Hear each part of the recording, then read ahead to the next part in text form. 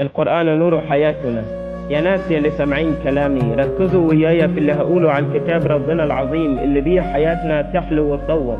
القرآن المحكم نحيا في دنيانا خير حياة، هو حقا معجزة كبرى، ما أعظمه ما أحلاه، ما أروعه ما أجمله، ما أبدعه ما أبهاه.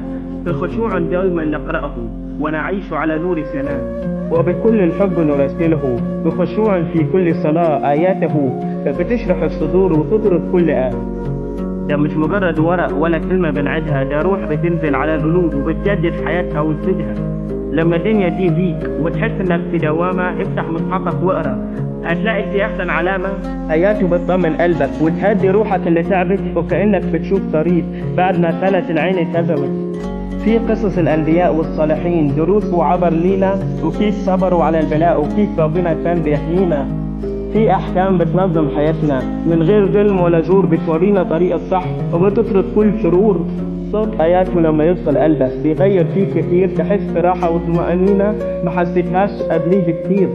جرب تفتح المصحف في وقت هم أو حزن، هتلاقي نور بيتملى قلبك ويطرد كل شجن.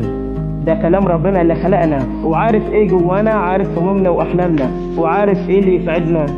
ده مش محتاج تفكير كتير ولا مجادلة ولا كلام، اللي قلبه سليم هيحس بيه ويهتف بالسلام. يلي ماشي تايه ومش لاقي لك طريق، القرآن ده بوصلة عمرك، هو ليك خير الرفيق. يلي حاسس بوحدة ومليكش حد جنبك، القرآن ده صاحب وفيه هيطبطب على قلبك.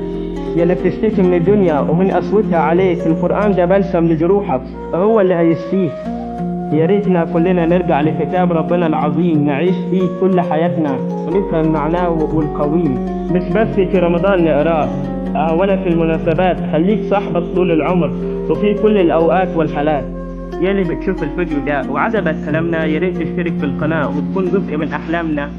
ويلي على التيك توك بتشوفني واتأثرت بالصوت، يا ريت تعمل لي متابعة، يمكن نوصل لملكات.